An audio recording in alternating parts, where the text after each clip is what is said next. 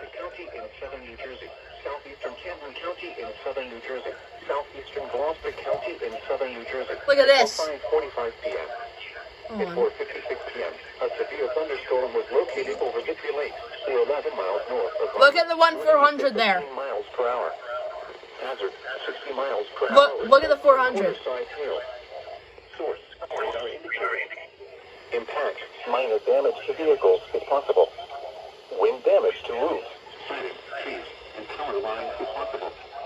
Locations impacted include Gloucester, Camden, Clayton, Berlin, Chislehurst, Newfield, Atco, Franklinville, Victory Lakes, Sicklerville, Williamstown, Malaga, Monroe Township, Folsom, and Collins Lakes.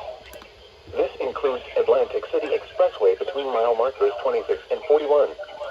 For your protection, move to an interior room on the lowest floor of a building. In addition to large hail and damaging winds, frequent cloud-to-ground lightning is occurring with this storm. Move indoors immediately.